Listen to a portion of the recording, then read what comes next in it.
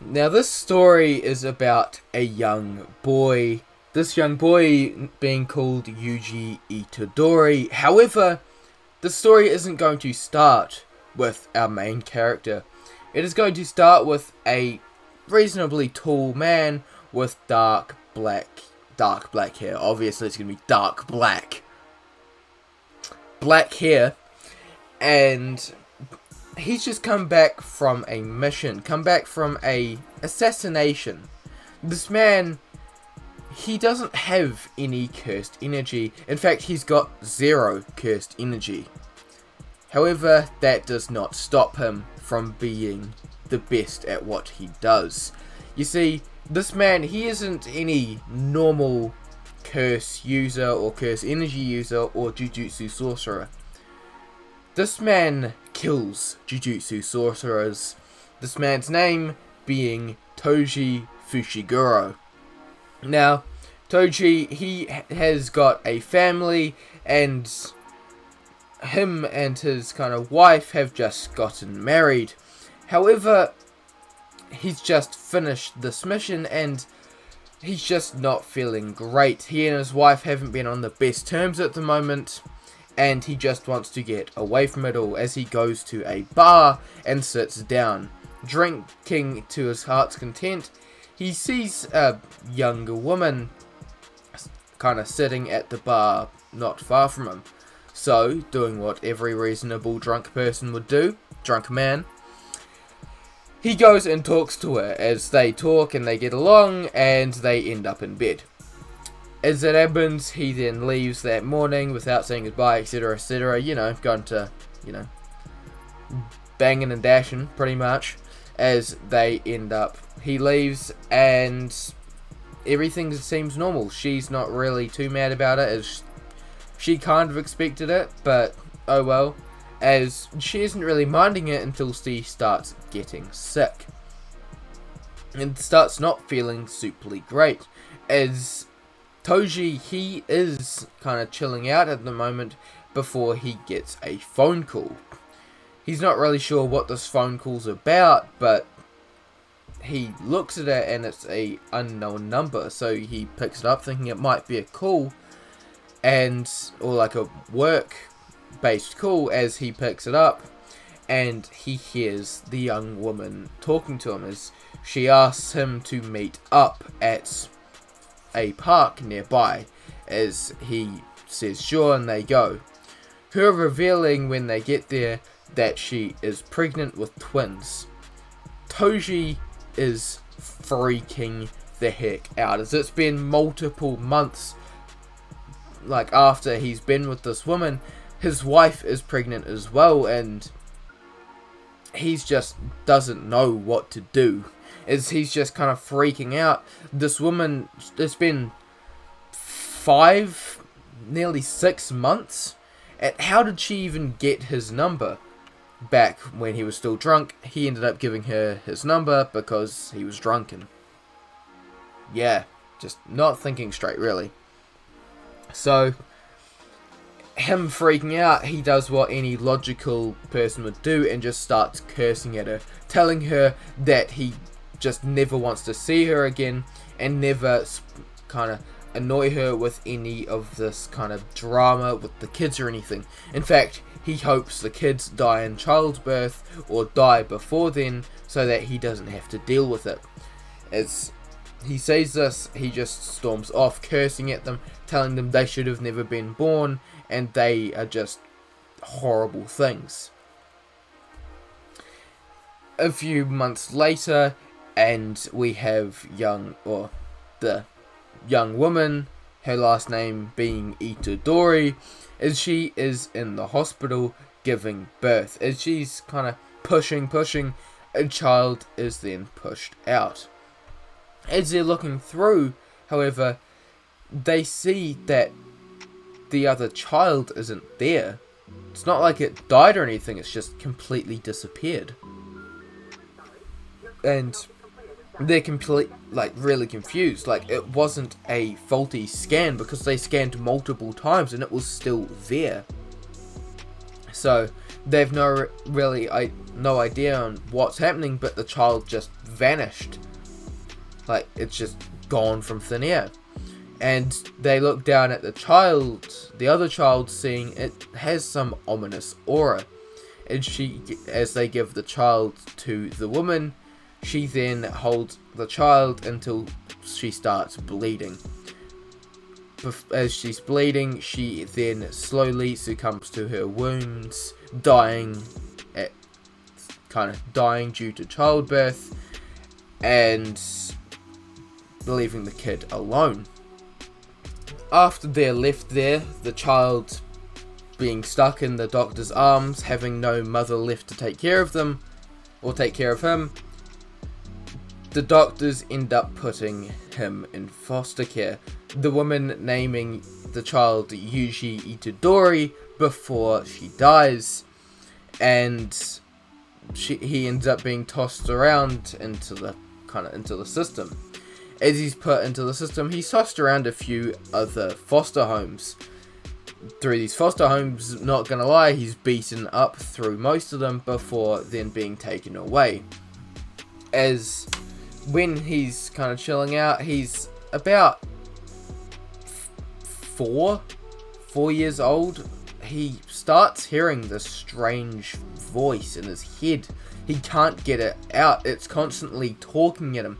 And it's not just talking at him, it's insulting him, degrading him, telling him he's useless and will never amount to this world, and he's just horrible. This thing, it's the worst being on the planet, he thinks, and he just can't let the voice go away. It's like the voice is actually there in his head, constantly talking to him.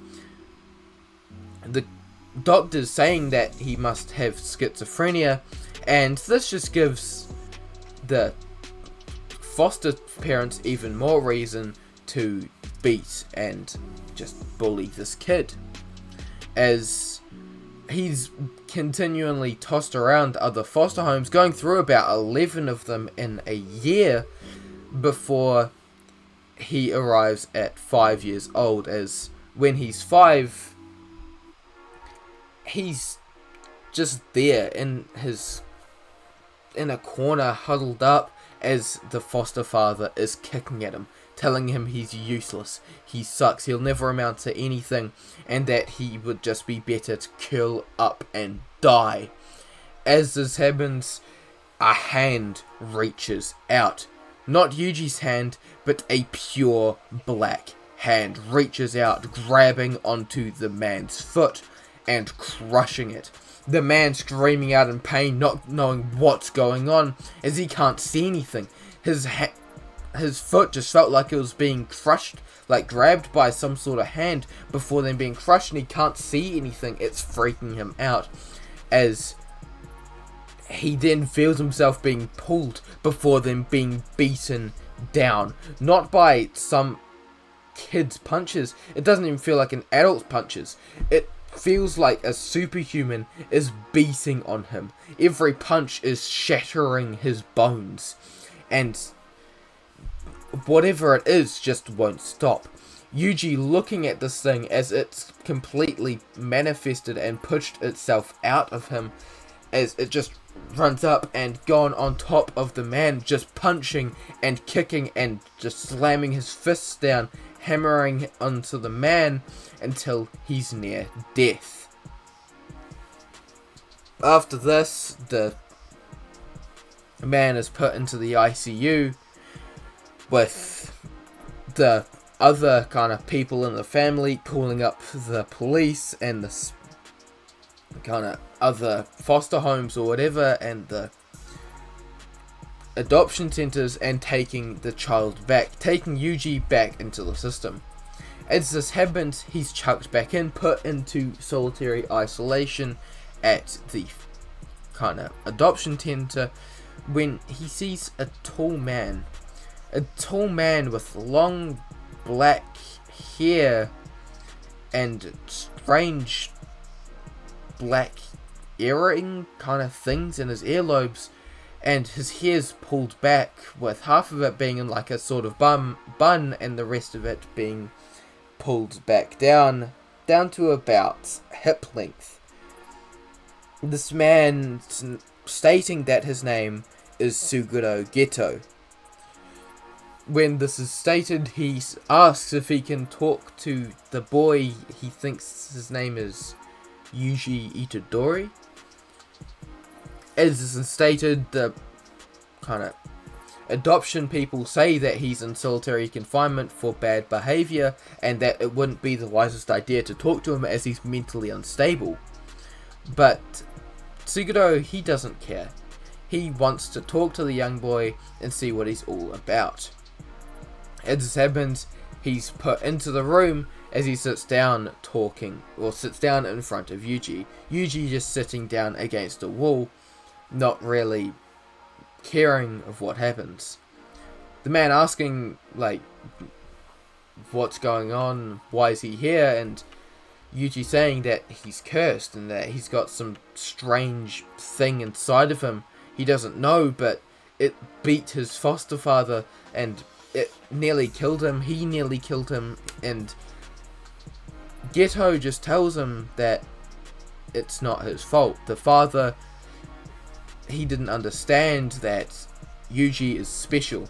Yuji is powerful. He can be something better than anyone here could really understand.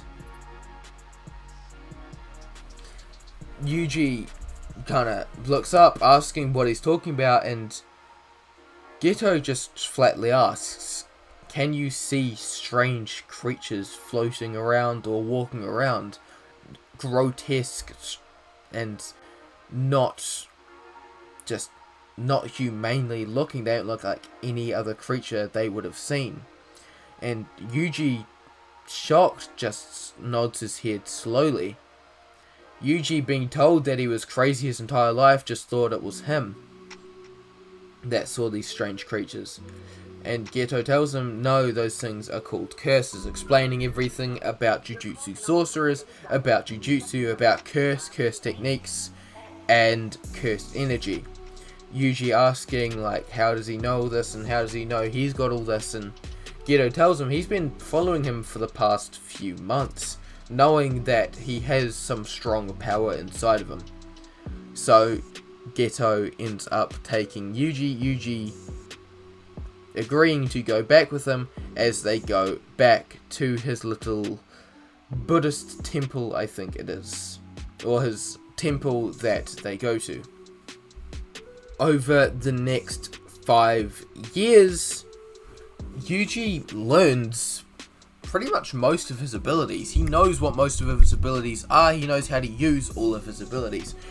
Knowing that his ability is called, his curse technique is called shadow manipulation, and he can pretty much manipulate any darkness or shadows that is around pretty much anything that's around him. He also, when he's 6 years old, meets formally the strange shadowy curse and voice in his head, as the voice tells him that his name is Saibot. Well, that's what he wanted to be called, as he thinks it's a pretty sick name. Yuji kinda agreeing with Saibot, telling him that in order to get cursed energy, he has to feed off negative emotions. So he'll let him, like, use his abilities and pretty much talk over him explaining that, not gonna lie, he's pretty much his brother. Like, they were originally supposed to be twins, apparently, but their father or something cursed them, and then he ended up morphing into his shadow. So that's how that went. And Yuji, kind of confused, but just nods his head. As the cursed Saibot explains that Yuji is, he's going to allow Yuji to use his power. However, he's still going to degrade and insult him, as that's going to be the best way to get and fully unlock his powers. So he's going to completely let him control him or use his abilities however he wants, but he's going to be insulted and be told that he's horrible and just be degraded his entire life. So Yuji agrees with this as he wants to be as strong as possible, never letting himself or anyone else be treated like he was again.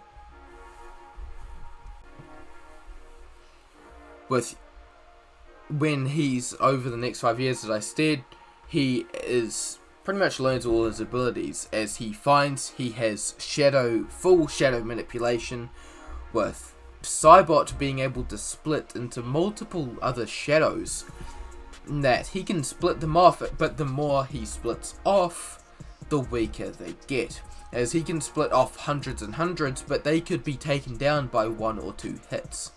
However, the main Saibot body will be as strong as he is. He also learns that he is able to teleport and form strange portals.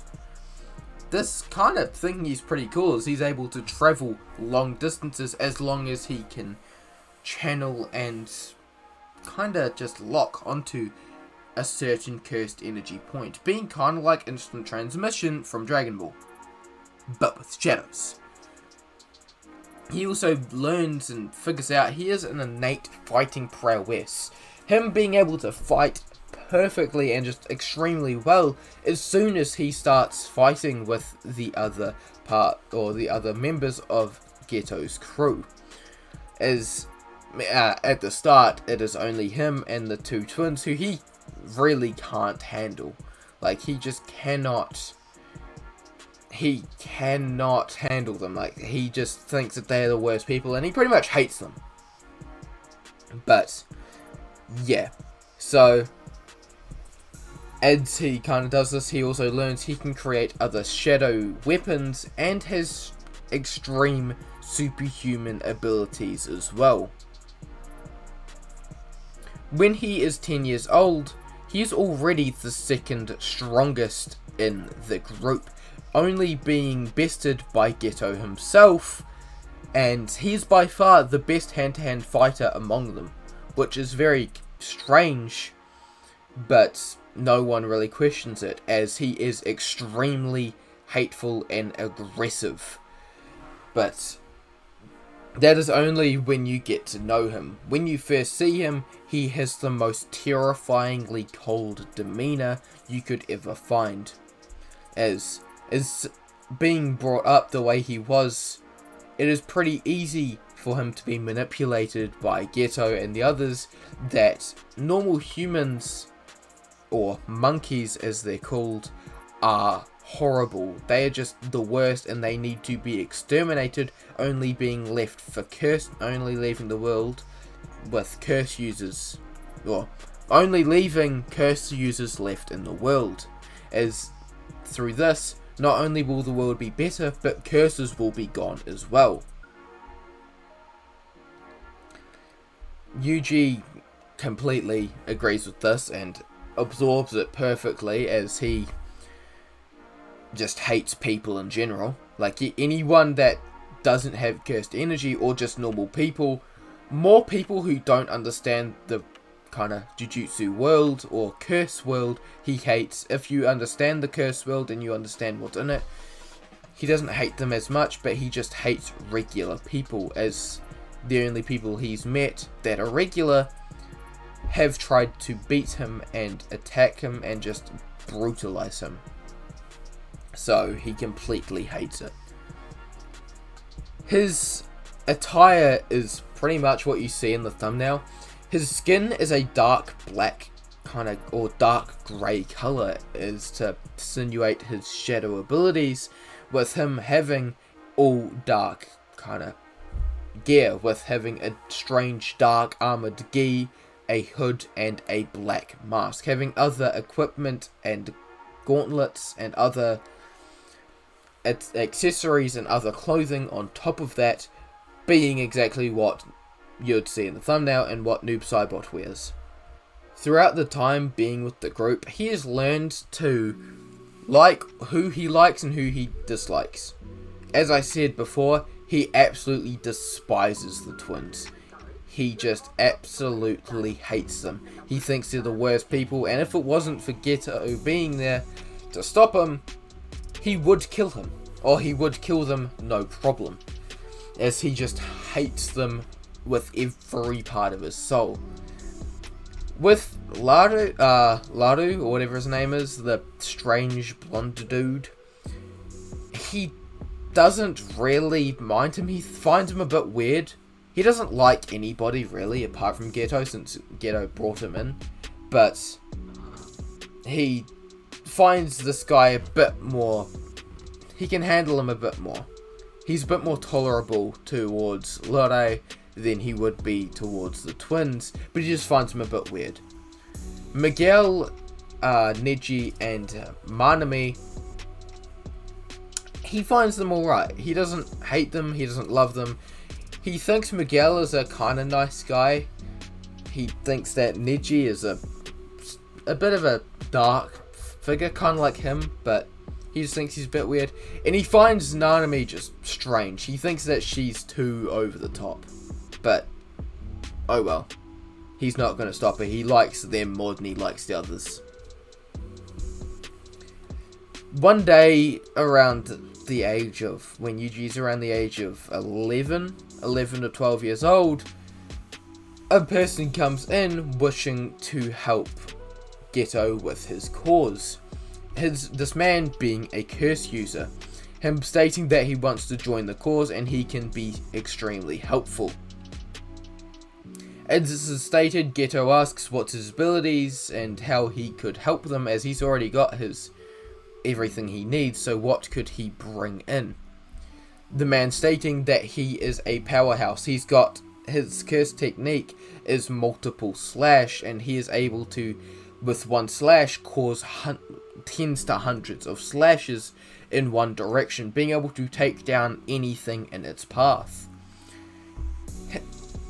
Geto saying that he already has kind of something like that, but I don't know, he could be helpful, but if he wants to truthfully and truly be a part of this and is 100% a part of this, maybe he could pick kind of someone to test fight with him looking at a young boy, or the curse user looking at Yuji, saying that that kid shouldn't be here. How old is he? 10? Younger than that? Mate, he could probably squash him like a fly. This kid is absolutely just... He just shouldn't be here. He is just a horrible person. Well, not a horrible person, but he's just... Pretty much the guy's just talking himself up and telling Yuji that he sucks and that he really shouldn't be here. He doesn't like how Yuji is treated as a strong person. Pointing him out, stating that he wants to fight him. Yuji steps forward as shadows start forming around his chest before a handle pops out. Yuji grabs onto it as he starts to pull something out, but Geto puts his hand out, telling them that they can go to the training ground. The man stating that, sure, like, he'll teach this kid a lesson and put him down a peg or two with, and if so, he can even kill him. With Yuji, he's straight up about to kill this man here. Like, he's got absolutely no restraint, but Geto stops him, telling him that he will have his chance. When they're out there, they stand out facing each other. Geto telling the guy that if he can land one hit on Yuji, he can join. However, this is not a professional fight, so if he somehow dies to this weak kid, then he won't stop it. The man saying that, you know, why would he want to just land one hit on the kid when he could destroy him? He could kill the kid easily with no problems. Geto starting the fight as the man charges towards Yuji, pulling off two swords off of his back as he slashes them towards Yuji. A bunch of massive slashes pretty much attack or launch towards Yuji, but as they nearly reach him, he disappears. The man wondering what's going on, before he then feels a strange pain in his side, seeing a sickle. What is that? As he then turns to see the kid there, with him, Yuji, holding onto a dark sickle before then tearing it out of the man's side, ripping out a side of his body, putting out a gigantic slash. The man, not fazed by this since he's insane, swings down his sword at full strength, swinging it down as multiple slashes slash down, destroying the arena and training ground just there. As it happens, the man then goes in for a punch and just slices at Yuji, but he just can't hit him. Before this happens, he then feels something fall beneath him, or feel something beneath him before he starts falling. As he looks down, seeing that he sees himself, not once but a bunch of times, he sees himself falling. As he looks up and looks at the sides, he's in a portal, kind of, what would it be, like a kind of portal, strange kind of, yeah, like a portal thing where he's just going down and down and down and down. He won't stop. As once he gets through the portal, he goes through the same portal. One portal's on top of the other, as he's just in a loop. He won't stop. As it happens, he then feels himself being caught, and like caught by the wrist, as he looks down to see, or looks up to see the kid holding onto his arm, before then being propelled out of the,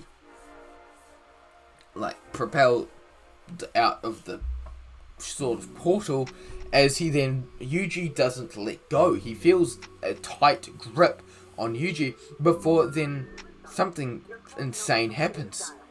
He sees another Yuji, but it's not the normal kid, it's a completely dark shadow version of him.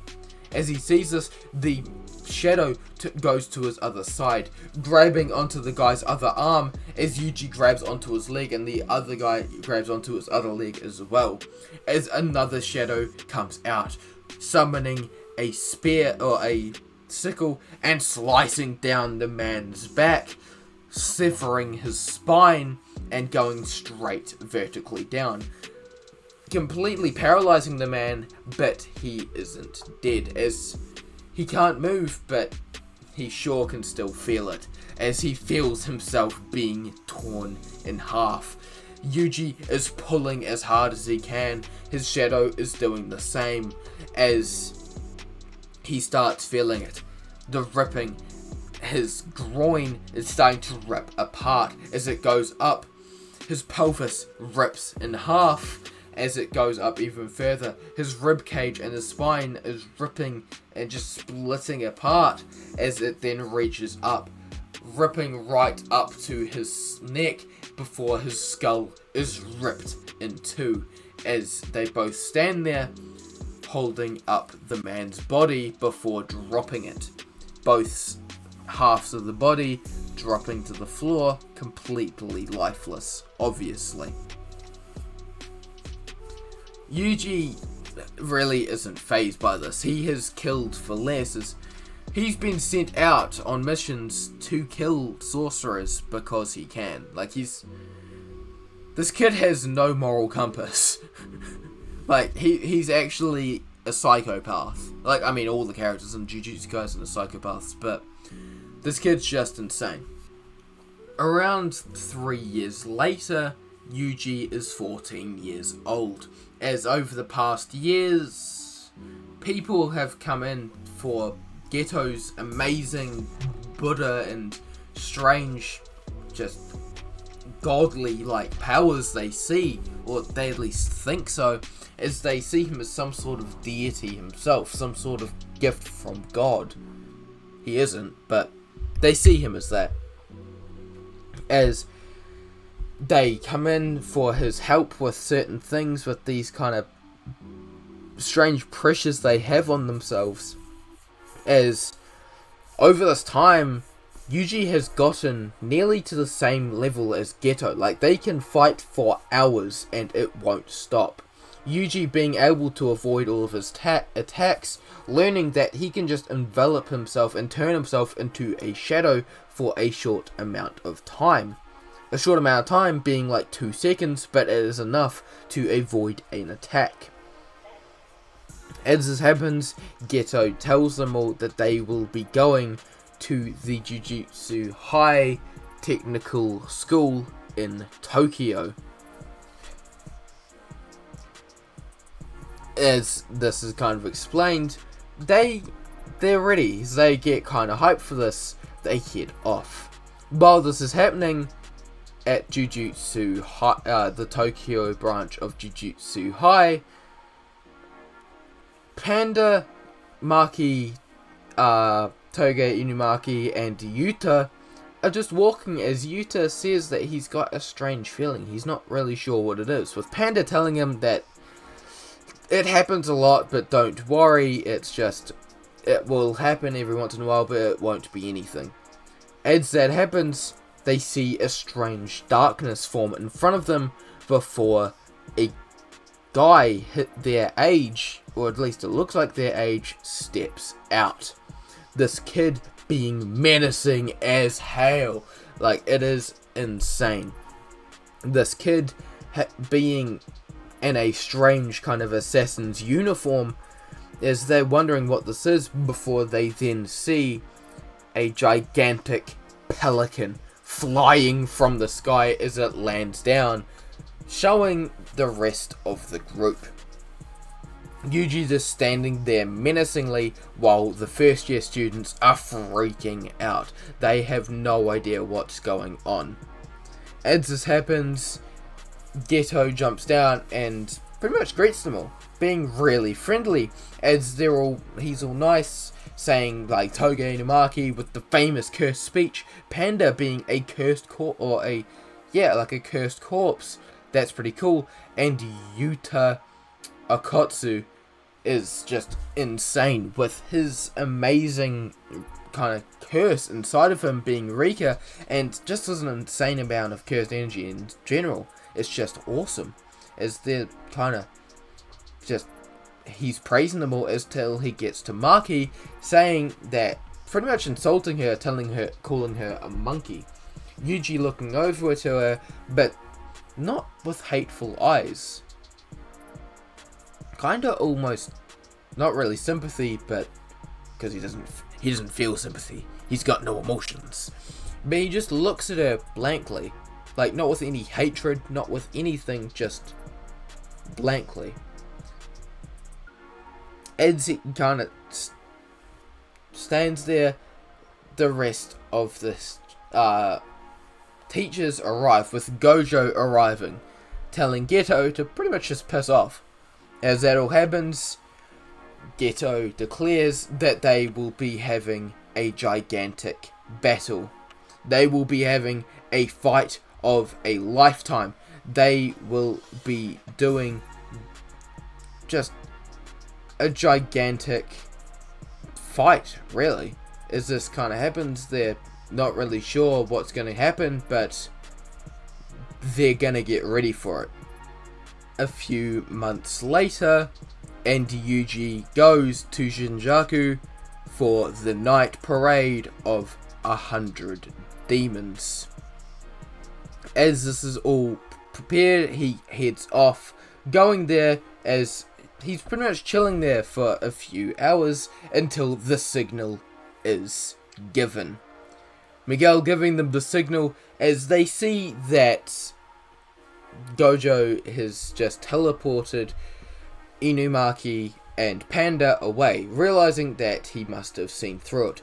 Yuji immediately teleporting in, not for Gojo, but for other sorcerers, jumping in and cutting them down. As he jumps in, he summons multiple scythes, and not scythes, but sickles, and just cuts them down, stabbing one into one of their throats and just ripping the throat out, severing it and just letting the body or the neck just fall back, and just ooze blood before grabbing onto the guy's head, ripping it off and throwing it at another sorcerer at high speeds, the skull crushing into the other guy's head, killing the other person from the impact. It was like a cannonball hitting the guy's face.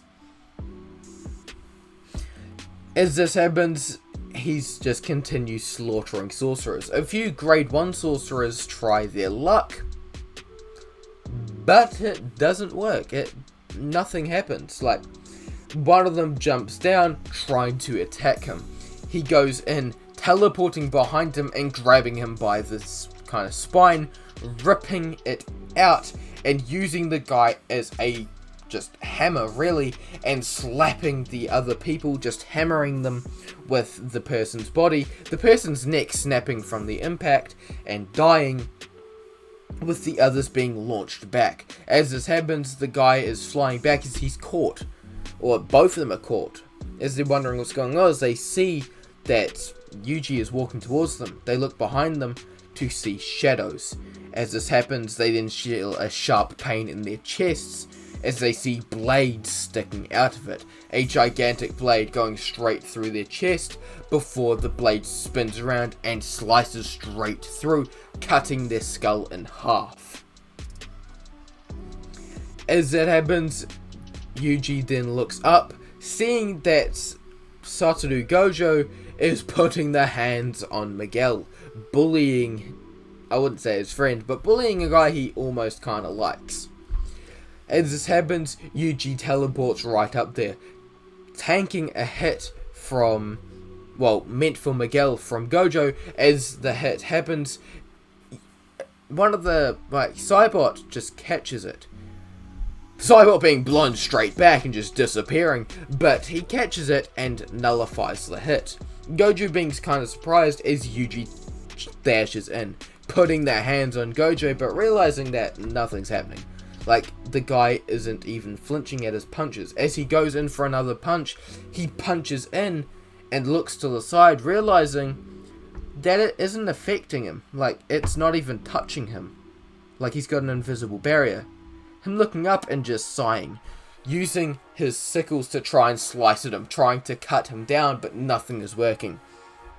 Using a bunch of his other kind of clones, creating more Saibot clones and other shadow clones to try and kill this guy, knowing that he can't, but he's going to at least try, as he tries to slice the guy down, but it just won't work. As this happens, Gojo just sighs and hits Yuji straight in the solar plexus, sending him flying. He sends him a few blocks away, as he's just sent flying away. As happens, Yuji smashes into a building and coughs up a little bit of blood, realizing that was a big hit. Like, this guy is strong. And Yuji, he's a bit dazed, really, as he kind of is starting to stand back up before he senses something strange. He senses, everybody he kind of cares about, which is a lot, as he put a shadow clone monitoring Ghetto to make sure nothing happened. This shadow clone is destroyed. As he doesn't know what's going on, he teleports straight there, teleporting to his shadow's last location. As he teleports there, he arrives at the Tokyo branch of Jujutsu High. As he arrives there, he looks around before seeing a gigantic explosion. Him wondering what's going on as he senses Ghetto's small signature, like his small kind of strange cursed energy signature, so he teleports to him immediately, getting to him and seeing him sitting against a wall on the street with half of his body missing. Yuji freaking out. Yuji freaks out, not knowing what's going on, as he tries to teleport him away, grabbing onto him and tries to teleport them away, but Ghetto refuses, telling him that he needs to go live his life. Like, he pretty much made him a weapon. He He took him out of his orphanage to become a weapon. He knew what powers he possessed, and he just wanted to use him as a weapon. So don't teleport him away. He deserves this. But Yuji, he won't. Tears start running down his eyes, and this is the first time he's shown emotion in a long time. As he's wondering, like, no, like, he can't leave him. He can't leave him here alone. He won't allow it. As he prepares to teleport them away, he then hears something behind him. He hears footsteps. Turning around to see a tall man with white hair and a white blindfold. Satoru Gojo. As he charges in, he tries to attack him, trying to defend Geto. He charges in, trying to hit him, but it just won't work. Gojo just grabbing him by the shoulder and knocking him out, putting his fingers against his putting his fingers straight on his forehead and knocking out Yuji. As he's being kind of falling unconscious, he looks and sees Gojo talking to Geto before falling unconscious and hearing a sound. He doesn't know what kind of sound it is, but he hears a sound. Hours later, Yuji wakes up in a room with strange papers everywhere and just a very strange and almost ominous room, as he's completely tied up with strange ropes and these strange papers being on the ropes. He assumes these are some sort of curse dampening papers or something like that, as he can't really use his curse energy. As he kind of is looking around, wondering what's going on, he sees Gojo sitting there on a chair. As he sees this, Gojo just tells him that he's got two opportunities. He's got two very good opportunities ahead of him, as he sees a bright future for him. As he tells him that the higher-ups truthfully just wanted to kill him. Like, they see him as a gigantic threat, but he wasn't going to allow that. He sees Yuji as quite a large ally and could be helpful in the future. And the fact that he's just a kid really isn't that bad, as he knows somebody with similar powers and just a similar backstory in general that he could meet as well. As he tells him that he's got two choices. Either die right here and now by Gojo's hands, or join Jujutsu High's technical school for Jujutsu sorcerers, etc., etc. Yuji just staring at him with the most deadpan and just cold stare possible. What makes you think that I would join some bastard that murdered the only father figure I ever had? The only person that ever cared for me. Like, he said he may have just used me as a weapon, but at least he cared for me enough to use me as a weapon and didn't just beat me. At least he was there to take me from the orphanage. Where were you, Jujutsu sorcerers? Where were your Jujutsu High when I needed you? When I needed help? If I was so special, then you should have saved me back then instead of leaving me in the system to be beaten and thrown around for my entire childhood. At least he cared enough to take me out of it. I didn't care what he took me out for, but at least he took me out. Gojo just looking at him and telling him that he knows that Geto is a soft soul. He may have changed a lot, but he knows that Geto's personality definitely wouldn't have changed, and that he was still a nice person at heart. But none of that really matters now, as he is gone. Yuji just looking down with a cold stare. Gojo then bringing up his backstory, telling him about Toji Fushiguro and how he fought Toji Fushiguro and how he knows that he is his son. Yuji telling him that he doesn't know and truthfully doesn't care. Like, he doesn't care who his father is. He was a deadbeat. He left him to really die. And as far as he knows, he left his mother to die at childbirth as well. So he really doesn't care about who it was.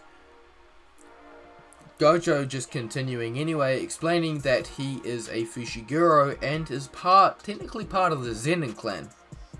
Yuji still doesn't care, but his interests are then perked when Gojo explains that he has got a brother.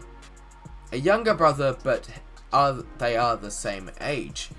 Yuji looking up, kinda surprised. Gojo telling him that he knew that would get his attention.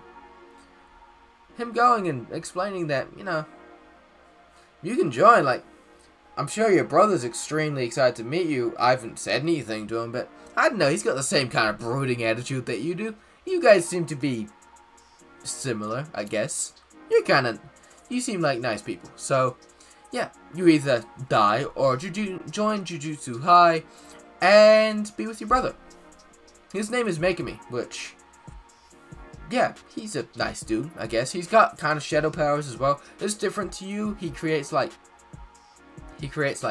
different animals and stuff like Shikigami. It's pretty cool, but yeah, he's definitely got potential, and seeing how strong you are, you could possibly help him unlocking that potential. Yuji just sighing and ends up accepting the offer to join Jujutsu High. A week passes and Yuji arrives to Jujutsu High and is put in the dorms early for safety. As this happens, he arrives walking around, meeting Maki, Toge, Panda, and Yuta again. He doesn't really apologize for his actions, as Yuji just doesn't care, really. Like, he's a little bit sympathetic and apologizes for any pain he may have caused, or that they may have caused, but he doesn't apologize for the cause, as he really just hates normal people. Maki raising an eyebrow at that, and him saying like he knows that she's like has normal amounts of cursed energy or whatever, but at least she's trying. Like, there are people out there who just don't even know or don't care or just are horrible people. He can tell that she's alright. As this happens, a bunch of other people start rocking up. A bunch of other school kind of students, a bunch of third years and second years start rocking up, wanting to pick a fight with Yuji as for how much pain he's caused them, and that he was a part of the ghetto group. Yuji is straight up ready to murder them all, but Gojo tells him to be non-lethal. Yuji just nodding, and Gojo tells them all to fight him at the same time, like just all go at him. Yuji just nods as they all charge at him, all using their different curse techniques. But it doesn't matter, as he and Saibot and his clones destroy them all. I'm not going to go into it because it doesn't matter, but he just ends them all, just absolutely bullies them. So, they're just all put on a blanket, just folded like a piece of paper, and yeah, that pretty much happens. As that happens, a boy with spiky black hair and blue eyes arrives, walking up and asking what the situation is. Gojo introducing him as Megami Fushiguro, Yuji's younger brother. Yuji being like, just kind of, chilling out and not really, he's not superly surprised. Like, Yuji doesn't really care. Like, he's kind of fine with the fact that he's got a brother, but he really doesn't care. But Fushiguro is kind of surprised, but is also kind of fine with it. Like, he doesn't really mind, as they get to know each other quite well. As this happens, they're given catch-up lessons, and Yuji's given catch-up lessons and taught junior high school kind of stuff at Jujutsu High, since he can't really go to a normal school as he's not normal. Like, this kid is actually insane. But yeah, so that kind of happens as he's taught just normal school stuff. As over the time, he is also asked to train with the first years. The first years, especially Yuta, trying to break down and remove Yuji's cold attitude. With him kinda being fine, like, he's okay with the first years as he knows them, but he tolerates them enough, but he just doesn't like the higher years. He doesn't like any of them. He doesn't like, well, for the fact that one day wanted to pick a fight with him immediately. But, yeah, but he's fine with the first years, and Megumi is pretty much his only real friend. And he has also met his step kind of sister, Sumiki, as well, as they kind of got along. 1 year later, Yuji's sorcerer kind of uniform is pretty much like, I'm not gonna really lie, it's kind of the same. It's like a normal sorcerer uniform, but with no sleeves, and he's got a black hood and a mask. And that's pretty much it.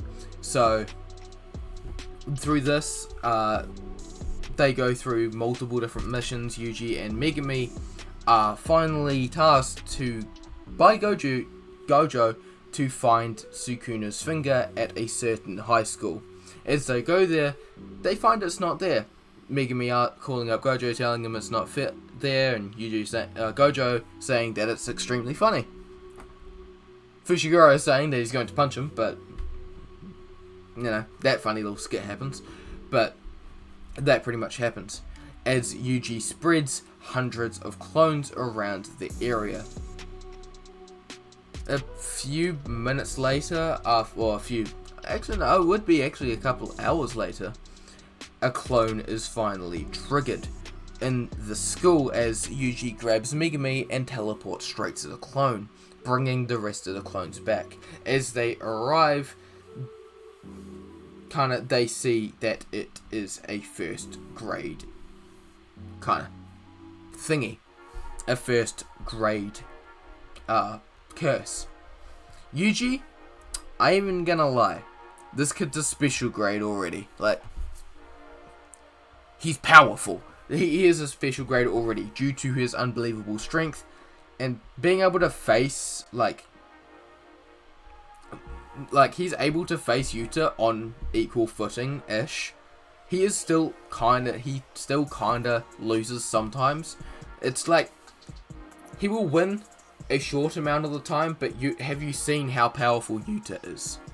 Like, his curse technique is actually unbelievable. And he also loses to Gojo. But, you know, that's that. But literally no one else stands a chance. Like, the guy could fight on equal terms with one of the strongest special grades on the planet, which was Geto.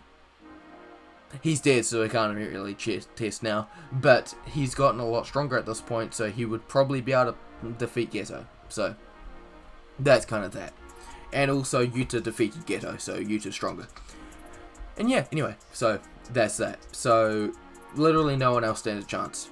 So Yuji, seeing that this is a first grade kind of curse, decides that he's going to let Megumi fight it. He's not going to fight it, he's going to let Megumi fight it and see what's going to happen. If anything happens, then, well, he'll jump in and rip the thing to shreds. But anyway, that happens as Megumi points out the other students. Yuji didn't even notice them and didn't actually care about them since he's a psychopath. And so he, wanting to please his kind of little brother, decides, okay, he'll do it. As he gets the Saibot clones to grab the finger, even though it would be fun to fight the first grade if it became a special grade, he would take the finger to make it easier and to do less damage, and so it wouldn't absolutely murder Megumi, and he grabs the other students as well. Megumi is able to kind of fight the special grade on pretty good odds. Like, Megumi's already a semi-first grade, as he's able to fight it on good odds, actually putting their hands on it.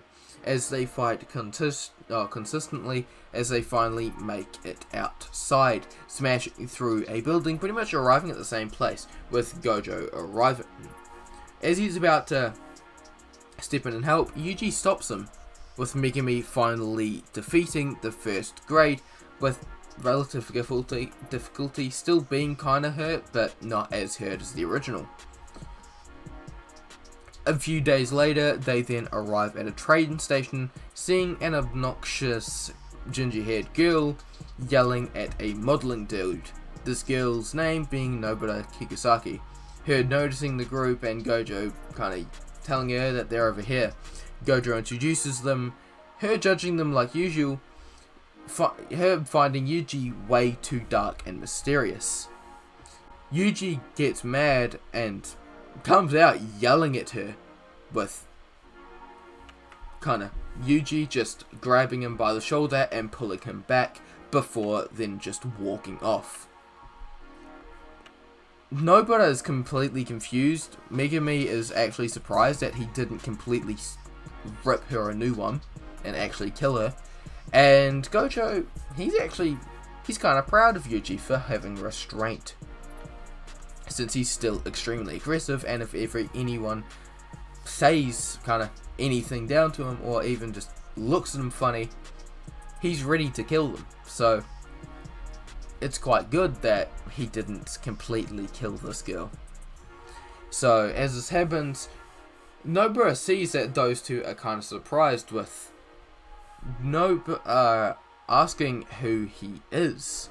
Megumi is about to answer, but Gojo cuts him off, giving her a rundown on pretty much the whole backstory, explaining that, he was a part of a gigantic, I guess you would call it a bad kind of crew he would hang out with, like they're kind of cursed users that tried to take over the planet or whatever, or tried to kill off a bunch of normal people. And he's a special grade, like able to throw hands with most special grades, not him because he's overpowered, but he's able to throw hands with most special grades. And Nobara is very surprised, and her asking like why are they surprised that he just walked off, and they explain that he is actually insane and they're surprised that she didn't die. Her being taken aback by this, but she won't complain since she didn't die. As Gojo then takes them to a cursed building, with Yuji already being there, understanding that Gojo would want to take them to the kind of place at Roppongi, but he just decides, knowing that there was a curse there, decides to just chill there and stand there looking up. The others arriving, seeing him looking up, and he just looks up, assessing the area, making sure it's not a high enough grade or anything. He still wants to make this woman pay for what kind of she was thinking, as he knew she wasn't thinking anything good about him. So he wants to make sure that, or wanted to check if it was something not too strong. Like if it was like a grade 1 or anything like that, then he probably, or higher, he probably would have defeated it and like just slaughtered it or whatever. But, since it's not, he decides to, play a little prank. So they send Nobara up there as she pretty much sorts it, with a little bit more struggle than before because of, no Yuji. And she's ready to finish. She then hears something behind her before then seeing a black shadow charge at her, just dash straight at her, before she pretty much gets ready, being completely taken back by it, has no chance to really fight back as it goes straight for her. As this happens, she just brings her arms to block, but she doesn't see anything. Her looking around and seeing nothing as she goes down, seeing that the others are there, Yuji kinda not really snickering, but she can tell that he is kinda giggling on his little interior or whatever. As Yuji, she's asking like, wasn't there supposed to only be like one big curse or whatever, and they saw some she saw some weird as like curse there, but it didn't attack her. It was like some sort of shadowy thing. And the other two just looking at Yuji. Yuji bringing out Saibot, and her just being absolutely enraged as she's ready to attack him, but he just ignores her as they head back to Jujutsu High. About 1 month later, the three arrive to a detention center as they're sent in with Ijichi being putting up the veil, etc, as they're told that there might be a special grade there. Since Yuji's there, they should be fine with it since Yuji is a special grade, but they decide to, you know, make it worth the while and send in the other ones for a learning experience. As Yuji walks in, he explains that there's a domain right in that kind of through that door. The others wondering what that he's talking about as he just walks straight through it, walking backwards, completely unaffected by it. The others freaking out, wondering like why did he do that, before then them being dragged in as well by two shadows. Them freaking out, explaining like why would he do that if there's a domain, with Yuji just being completely unworried and doesn't really care. As this happens, Yuji and the others then make it further in, seeing the dead bodies. Yuji, seeing this, immediately decides, well, if there's a cursed spirit here, might as well get rid of the bodies so that it'll be less leverage for the thing to use, and so that the others won't get blood splatters all over them. So he teleports them outside immediately. As this happens, Nobara is about to be portaled. However, Yuji then sends out a clone and grabs her out of the portal before she can go through. As this happens, Yuji then looks to his right and sees Megumi as a clone pushes him out of the way, as it is destroyed by an attack immediately after. Yuji looks to his left, seeing a special grade curse, as he just yells at them, telling them both to leave. If they won't, then just stay back out of his way. The others are completely frozen in fear, not even being able to say a word, seeing that this is a special grade and seeing the difference in the power. They're completely terrified. Yuji just looks at the special grade. Alright, so you're the one that was supposed to be making all the hassle out of this. I guess it's time to kill you. As this happens, Yuji dashes towards the curse, but before it can react, it feels a grip at the top of its head as one of Yuji's shadow clones grabs it, not an actual shadow clone from Naruto, but like an actual shadow clone, like a clone made out of shadows. You know what I'm talking about from the last part. But yeah, anyway, as that happens, the clone grabs him, or grabs the curse by the top of the skull and slams it into the ground, the head cratering into the concrete, causing it to crack and crumble, with a foot not long after slamming into the curse's skull, cratering it even more. However, Yuji has to jump off the curse before his leg is completely severed, as the curse tried to attack him. With this happening, the other two are completely frozen in fear. Nobara and Megumi aren't sure what to do, but they don't have to, well, think about it for long, as Yuji dashes forward. Yuji dashes forward, jumping up at it and going in for a double roundhouse to the curse's head.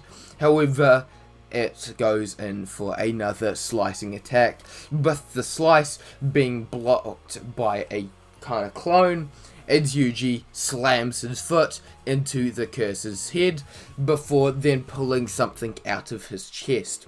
Some sort of shadowy effect, a tearing around his chest as a handle appears. As he grabs the handle and a sickle appears in his hand as he slices down, slicing off the curse's arm as it goes in for a pure energy or cursed energy attack, with Yuji having to dodge back as the energy attack hits him square on, him completely disappearing with just black mist being, well, a black mist remaining. With this happening, the curse thinks it's won, but that is soon kind of shown to not be the case as its head is removed from his body, with Yuji slicing down with his sickle before then plunging one of the Shadow's fists straight through the curse's chest and grabbing the finger, ripping it out as the curse explodes into flames and dissipates. The other two are completely surprised, just absolutely baffled, and they're just in awe. Nobu are asking him, like, how the hang did you do that? Like, what grade are you? But him just explaining that he's a special grade, it's not that big, is he? And she's just completely baffled, not knowing what, like, she's just completely baffled that this random guy, he's quite cold exterior, but also really friggin' insane, with this being showcased with Yuji the entire time having the biggest grin, just malice-filled grin across his face. Even though you couldn't really see it over the mask, you could just tell that he was enjoying himself far more than he should have. With this, they both head off, meeting up with Ijushi and heading back to Jujutsu Tech. As they come back, they chill out for a few days, just hanging out really, as they just wait for the next mission or just whatever they have to do next. As they're just chilling out by the steps, they hear a voice call out to them. Hey Megami, Yuji, and other girl, come over here, we need to talk. As they hear this, they turn around to see Maki, with two others approaching, these being Panda and Toge. Nobu are asking who they are, with Megami explaining that is Maki Zenin, and that she is a 4th grade sorcerer. However, her skills are definitely a lot higher, her being a master in cursed weapons, etc, etc. And then explaining that Toge Inumaki is a cursed speech tutor and can't speak properly, with him then explaining that there's Panda, and that's Panda Senpai. And Panda just saying sup, as Nobu is just questioning, are we just going to ignore that you just called Panda Panda? Oh well, as that happens, they then start to talk, with Maki explaining that, well, we've got the sister exchange with Kyoto, and, well, we kinda need extra hands. You see, the idiot 3rd grades got themselves expelled, and, well, you know, Akatsu is out at the moment, being overseas. So, we need extra hands. So, what about it? You guys want to fight a bunch of other Jujutsu sorcerers? With them just looking at Yuji, and Yuji just shrugging. Him saying, well, anytime I can, well, dig my hands into another person and rip them limb from limb, I'm always happy to fight. The others being extremely grossed out, with Maki just saying, well, yeah, I shouldn't have asked you. That was just a stupid question. Megami, other girl, you want to go in? Do you want to be a part of it? The other two nodding, thinking that, well, they need to definitely get a lot stronger, since, well, Yuji is leaving them in the dust, really. Him being a special grade already, yeah, it's definitely a motivator. Over the next few days, Yuji spreads out his clones to fight the others for them to train with. Him being able to spread out about 5 or 6 clones at the moment, spreading them out as they are quite strong. They're weaker than he is, obviously, but that's obvious. But they're about as strong as the average 2nd grade sorcerer, I'd say, even though having a lot less durability. Them having this, they are able to fight everyone else. But them being spread out for Inumaki to, well, test his cursed speech on, and being able to, well, progress and train it a bit more so he doesn't have to, well, reach his limit as soon as he does, as this happens. As he does this, he then decides to fight a few others. As this happens, he also decides to fight Saibot as well. Him kind of fighting Saibot, they're pretty much hand in hand. They can't land a single finger on each other. As well, one, they can read each other's thoughts, so that's helpful. But also that, well, they're both at the same skill level, and they know each other's moves to an absolute T. So it's kind of just more of a dance, really, than an actual fight. After this, he decides to, well, play a little game, getting Maki, Fushiguro, or Megumi, Panda, and Nobara to fight him. Getting Inumaki to fight him would be a bit broken, as Yuji would die. Like, as strong as he is, Inumaki is broken. Even though he can cover up his ears with cursed energy, it's hard to do that. Even though Yuji has enough skill to do this, it is hard to do that whilst fighting. And once, if he doesn't know it's coming, he could definitely get nailed by one of Inumaki's cursed speech. Kind of one of his cursed words. So it's more just the others versus him.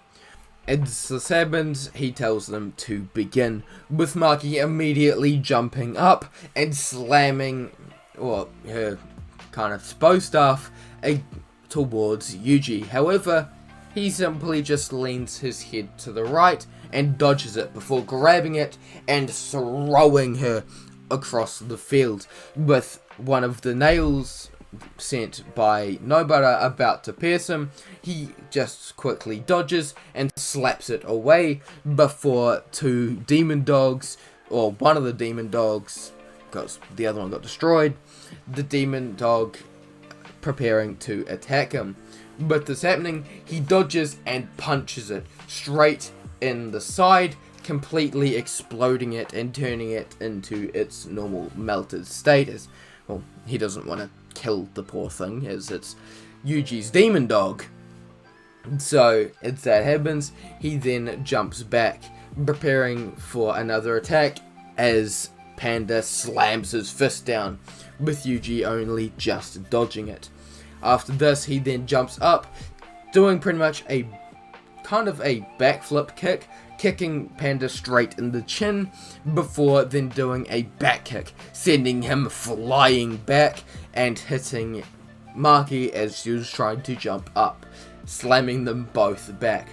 As this happens, Fushiguro then goes in for another attack, trying to go hand to hand with him, while also summoning up his demon dog totality. With this, Yuji has to dodge 2 attacks, while having to also dodge nails.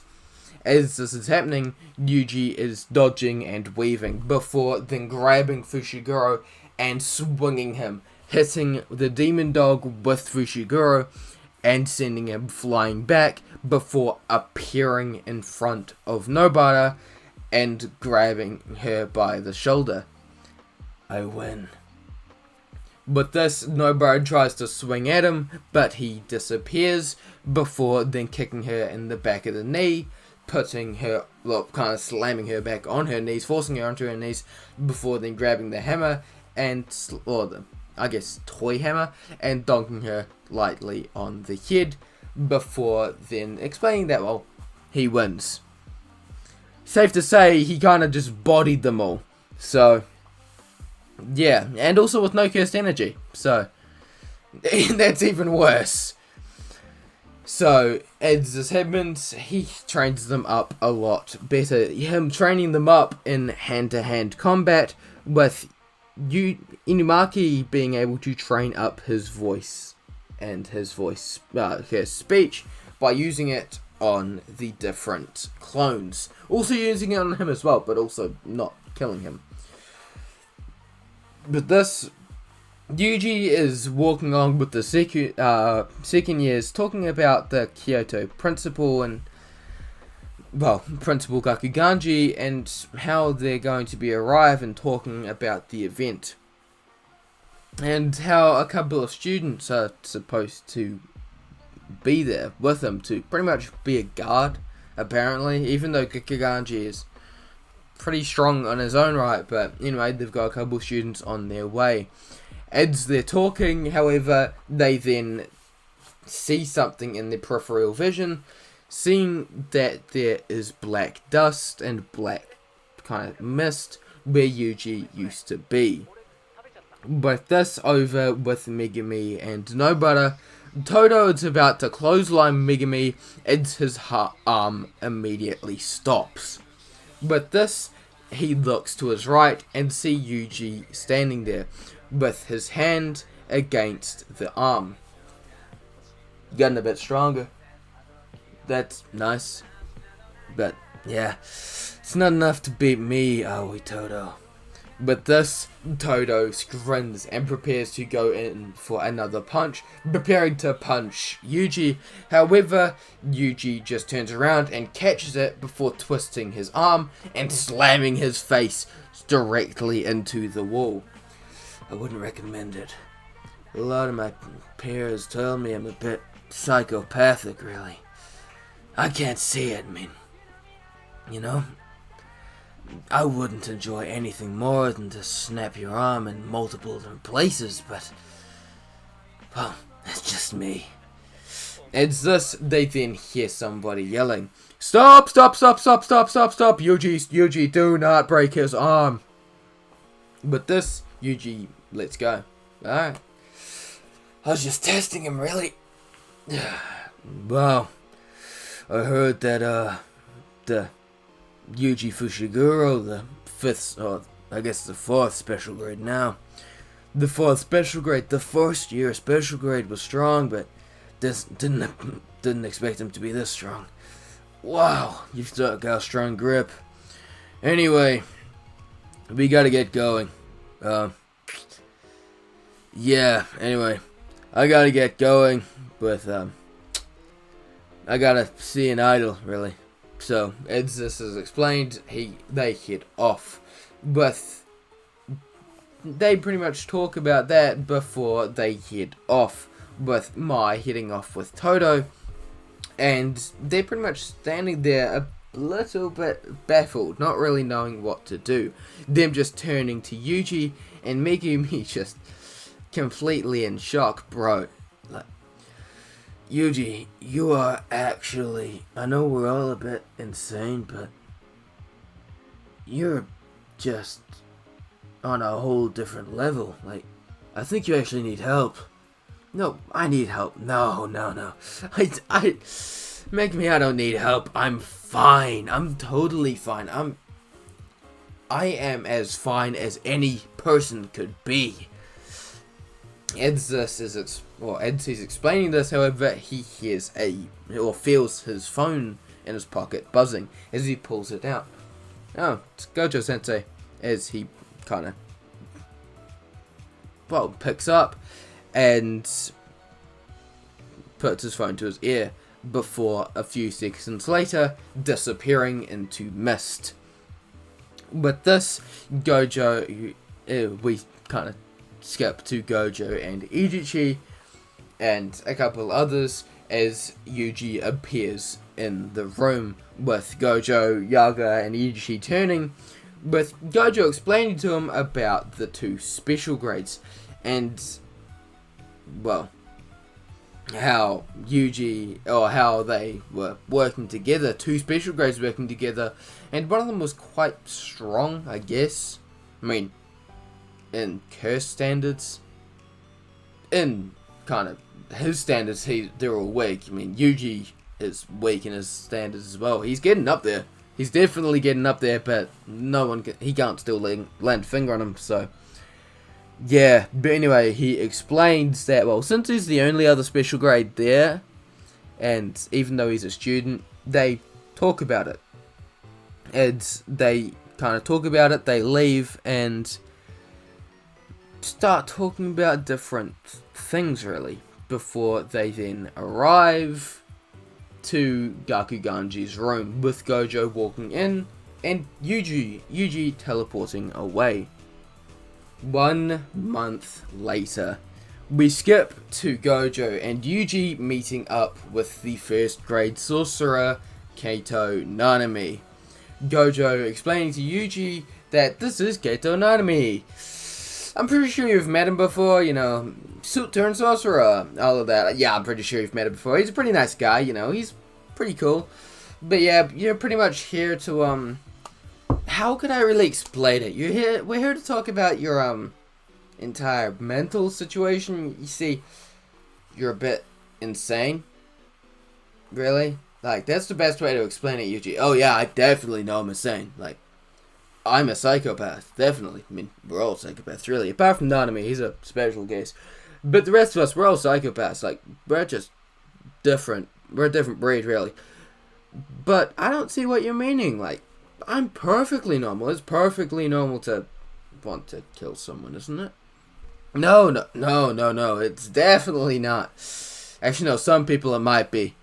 Some people it might be wanting to kill. Like me, the higher-ups, I definitely want to murder all of them. But, you see, it's not, you know, fine to nearly snap the first grade and strongest sorcerer at Kyoto Tech's arm. It's not great to do that. So, anyway, you're here to pretty much be with Nanami. So, treat him with respect. He is your elder. And technically, he's... No, actually, no. Technically, you're his superior. No. He can be your superior for now. You're now a... semi-first grade. You are now... I'm demoting you to semi-first grade. So, you can... Well, you know, be a bit more learningness. Anyway, that's pretty much me. I will see you guys later. So, yeah, anyway, have fun. As this is kind of explained, Yuji and Nanami then head off to investigate a few murders at a movie theater, a strange case, where they're completely deformed and just horrifying, really. Yuji doesn't care, like, if it hasn't been explained already, this man is, he's gone over the edge, he's in dire need of mental help. So, yeah, that's why he's with Nanami. Huh? I can also add in this entire arc, without it being completely just, why is this arc here? I can add in this arc and, yeah, there you go. But yeah, anyway. So, this all happening. Them arriving and Yuji being pretty much just not worried about it at all, really. With them arriving, they look around, with Yuji immediately pointing out the curse energy residuals, and they decide to follow it. As they walk around, following the residuals to finally arriving to a sort of baseball game simulator. It's quite strange. As they arrive, kind of walking around, they see two cursed spirits. Nanami immediately ordering them to take them down. But this, Yuji appears right above the curse and slamming his fist directly into its head before then smacking it across the back as it starts to catch on fire before completely erupting in flames, black flames, as Yuji just explains, well, calls out the name of the technique, cursed flames, as it starts to burn up. It being quite strange, cursed flames kind of having a strange ability. It creates it's strange. It doesn't hurt the actual body. It's not burning it or anything. It's just attacking the soul. As he can actually, if I didn't explain this earlier, he can like drag the soul out of a person's body with his cursed flames and pull it into himself, gaining more power for clones. Yeah, he's a bit psychopathic, if I haven't explained. But yeah, so that all pretty much happening. Yuji's catching the thing on fire. It's being kind of screaming out in pain before Nanami calls out, Itadori! Oh, not Itadori. Fushiguro, stop! Yuji turning and the flames immediately disappearing. It's Nanami walks up, showing him a picture of the curse on his phone, which Yuji's a bit confused. It's, how can it show up? Like, curses can't be taken photos or recorded, right? None of that stuff works. My thoughts exactly. So, how is this? I'm not sure. My best thoughts are they're humans. Transfigured humans, but they're human. Yuji being kind of surprised, however, it doesn't shake him. Him immediately incinerating the kind of, I guess, what would you call them? The morphed human, and yeah, kills it immediately. In which Nanami explains, well, that was definitely the best course of action, as it's the only way, as it was the best way to put it out of its misery. A few days later, Yuji is pretty much sent with Idichi to talk with the only other,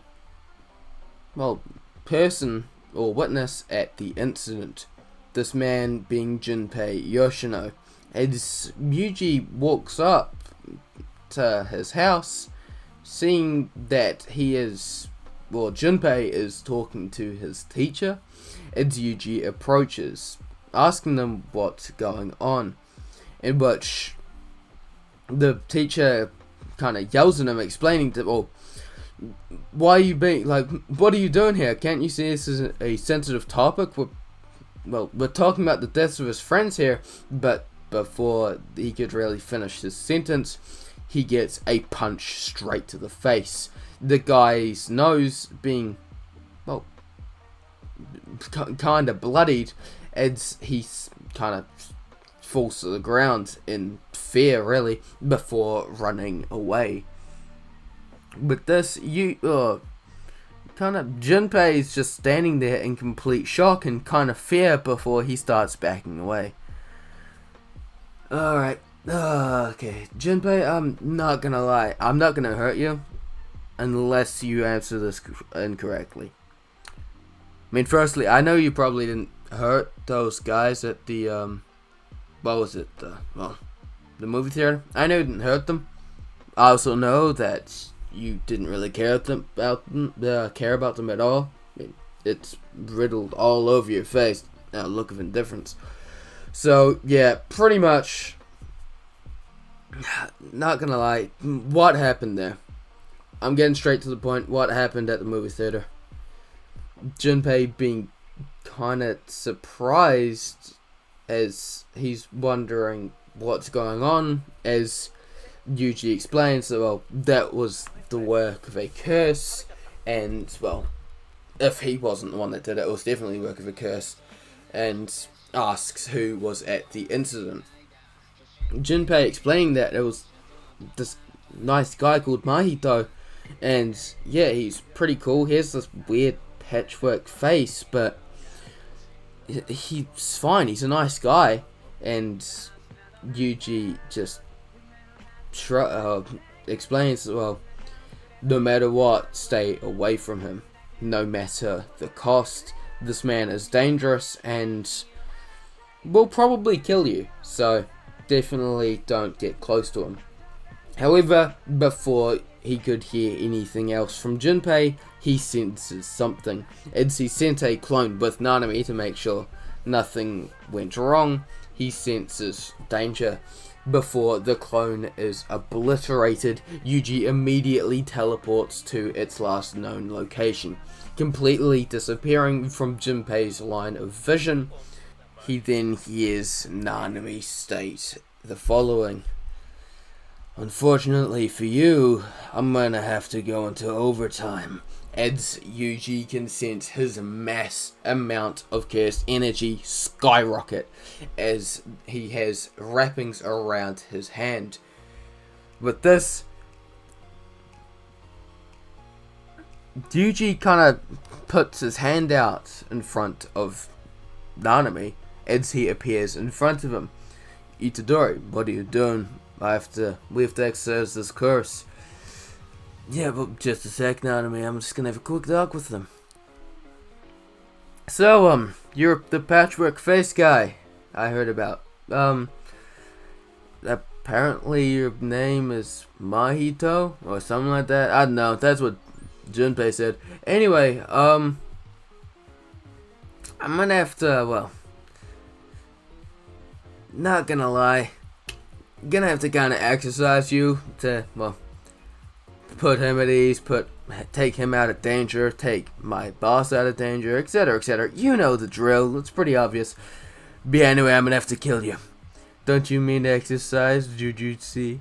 But before he could really say anything else, he feels a punch straight to the face. "Ha! That's not gonna work." As this is kind of, before he could really finish his sentence, he starts spitting blood.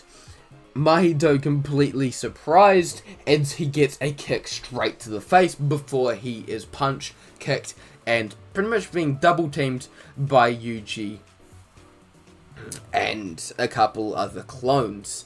But this, it is, he's unable to do anything with him not being able to really attack. But as this, it's fight back, but as this is happening, he slams his hand against one of the spirits, or one of the shadows, but it doesn't do anything.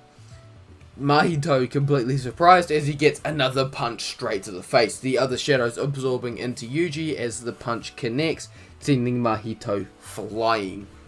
With this, Yuji dashes up, jumping up, and prepares to hit Mahito again. However, he dodges, with Yuji jumping down and preparing to attack again. However, Mahito grabs him on the side. "Gotcha." However, with this, he is then absorbed. Or not absorbed, but his consciousness goes somewhere else. His consciousness is in complete darkness. He's not sure what's going on, as all he can see is a figure. A figure made out of darkness with glowing and beaming purple eyes as it looks down at him. "You dare to touch my host? I may not care for him, but I'm not gonna let you touch my soul as well. And since our souls are attached, I'm not gonna give you another chance." But this, he gets pretty much forced out of Yuji's soul as he's sent flying back, slamming into a wall with blood kind of just puking out of his mouth. As Yuji decides to finish it, slams his hands into the ground before screaming or calling out, "Maximum technique, blackout," as an explosion of black mist and smoke covers the entire area. It pretty much covers and encases the entire room, kind of messing him up. It's completely blacking out the entire room. as it's impossible to see. But this, a clone grabs onto Nanami and teleports him away, with Yuji dashing forward and slamming into Mahito, grabbing him by the face and slamming it again and again and again, before then pretty much creating a big energy orb made of darkness, and launches it at Mahito. With this, the Mahito kind of dodges the explosion, or the giant energy ball, as it hits the wall behind him and blasts apart the wall. With this, it completely collapses on top of Mahito, and Yuji walks away, with Mahito pretty much escaping the same way as he did. With this, a few days later, Yuji hears a call, as he hears about that Junpei is attacking, or something is happening at the school. So Yuji arriving at the school, going through the curtain, realizing that it's probably a trap, but, well, not gonna lie, he doesn't care. So he rushes in, seeing Junpei about to attack, with all the students pretty much being collapsed on the ground, as a giant jellyfish is holding up one of the other students, poisoning it. Yoshino, what are you doing? Junpei turning towards him. Oh, Fushiguro, right? Well, these guys deserved it. Don't play dumb and pretend that you actually cared about me, 'cause I know you didn't. You're right, I really didn't care about you. That's the thing, though. I don't care about anyone. That's a problem. I don't have much emotions. The only thing I really have is a psychopathic drive to kill people. So, for that to not be aimed at you, I'm going to have to ask you to stop right now. Junpei not believing him and yells out, "Moondrakes!" as the jellyfish dashes towards, or it sends its spiked tentacles towards Yuji, with them being blasted apart before they can even get close, with two kind of shadows, or shadow clones, appearing outside of him. But this, Junpei is completely surprised as he feels a whack on the back of his neck. Junpei doesn't know what's happening as he starts falling unconscious before one of the shadows, this being Saibot himself, grabs Junpei and pretty much holds him as he's knocked out. What should I do with him? I'll just put him somewhere safe, hopefully. But yeah, anyway, take him out to a different place. I'll sort out whatever is happening here. Saibot just nodding as Yuji starts walking around. The other students being knocked out completely as he decides to walking around the different halls before he then hears clapping.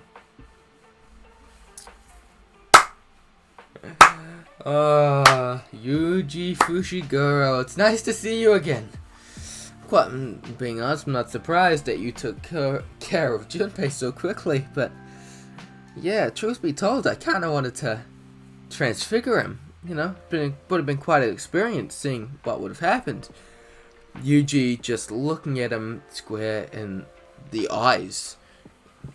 Mahito kind of getting a little bit of a shiver down his spine. But don't tell me you actually cared for him. No, I didn't.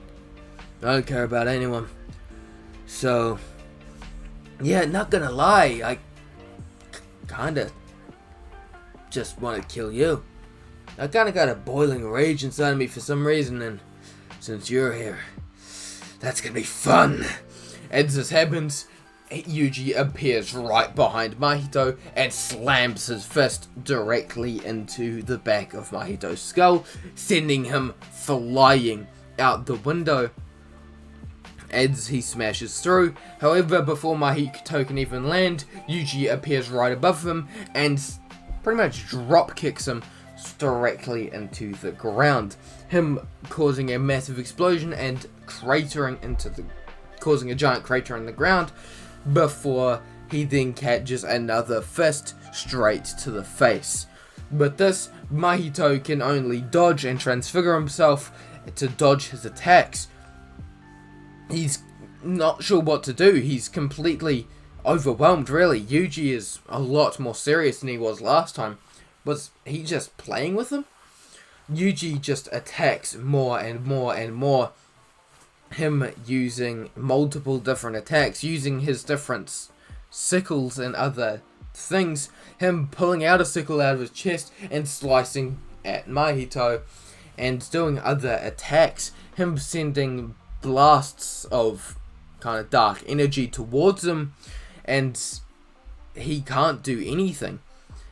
Mahito can't do anything at kind of Yuji, or can't do anything to Yuji at all. But he is quickly stopped in his tracks as Yuji finally hits his target, landing a shadow ball directly at Mahito's chest, sending him flying back. Mahito is preparing to use his ability again, but he can't.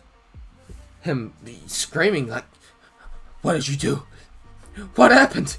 Why can't I transfigure myself? Why can't I use my curse technique?" Yuji just laughing. "Well, you see, that's an ability of mine. I can cancel out or scramble curse energy for short periods of time, but that's enough to kill you." As he cracks his knuckles and dashes, slamming his elbow directly in Mahito's kind of abdomen, sending him flying before then doing another spinning roundhouse kick, sending Mahito flying back into the ground. With this, he's preparing to end him before a rainbow dragon appears right in front of him, slapping him backwards. "Oh, what's this? No, it's impossible, you're dead. That's only one person I know has that ability." As this happens, someone lands down in front of Mahito. "Yuji Itadori, you've become a real pain in my good accomplice's side." "No, that's impossible. You're dead, Geto." With him revealing Suguru Geto in front, him smiling at Yuji. Yuji just not knowing what to do. He's standing there in complete shock. Over at the other kind of side of the school, Saibot meets up with Nanami, passing Junpei over to him, as Saibot then runs back, appearing, or pretty much fusing back into Yuji, with Geto kind of shouting out at him, "Yuji Yuji Fushiguro, as much as I admired your tenacity and strength, gotta say, you really were a pain in the ass. You may have been nice for, my host, really, for Gezo, but for me, you're nothing more than a tool." Yuji, hearing this, is just scowls. Him grabbing his mask and grabbing it and gripping it, pulling it off, down slightly. You bastard. I'm gonna kill you. You took over his body. No one is allowed to do this." With this, he puts back on his mask and appears right in front of Geto, grabbing him by the face and slamming him to the ground, before Saibot grabs him by the arms, flings him around and slams him down, before then Geto gets a massive kick, sending him flying into a wall. With this, Mahito tries to get up again, preparing to attack Yuji. However, Yuji ain't having it, as he just grabs Mahito by the throat and pulls him down, slamming him into the ground, before then grabbing a sickle and preparing to stab it straight into Mahito's throat. However, the sickle is blasted out of his hand by multiple different cursed spirits. With this, Yuji turns around and dashes towards Geto, or Kenjaku, the brain. This is kind of spoilers, but yeah. Anyway, with this, Yuji dashes towards Geto and pretty much starts beating on him, throwing combo moves after combo moves at him. Geto ain't able to do anything before then throwing him towards Mahito and slamming them both together, putting them both on the ground. Yuji is preparing to end them all, walking up to them both menacingly before Mahito smiles. This is the end for you now. Yoiki Tenkai, Shinhei Endonka.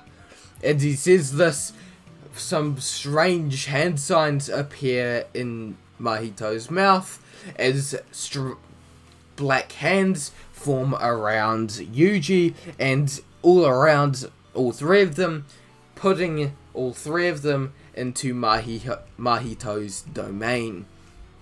With this, Yuji scowls. You think this is enough to hold me back? Mahito just smiling. Oh, I know that you've got that strange demon inside of you, but soon, at some point, I'll be able to overwhelm it. No, I'm gonna have to kill you and destroy your domain while I'm at it. Yoiki Tenkai. With Yuji scowling, Saibot appears behind him. Him just putting up a hand sign, Horde of Oblivion. With this hand, or giant shadow puppets and shadow clones fly out of Yuji, just crawling out of him as they start crawling at Mahito, crawling all around the domain, as they are then trapped in Yuji's domain, with pretty much them all being surrounded by millions of shadow puppets or shadow clones. As they start falling out of the walls, they start getting swamped. Both Mahito and Geto are completely shocked. They're being completely swarmed by these shadow clones. They can't fight back. As they try to fight back, Yuji is just smiling maliciously. He is enjoying this, watching them die, watching them being ripped apart by his clones. However, the domain is quickly interrupted as something disrupts it. Another figure smashes through the top of the domain. This being Hanami. Hanami smashing down into the domain and sending hundreds of roots all around, completely shattering it.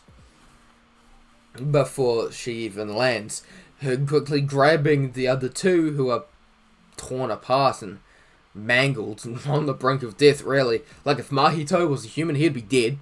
And Geto he ain't doing well.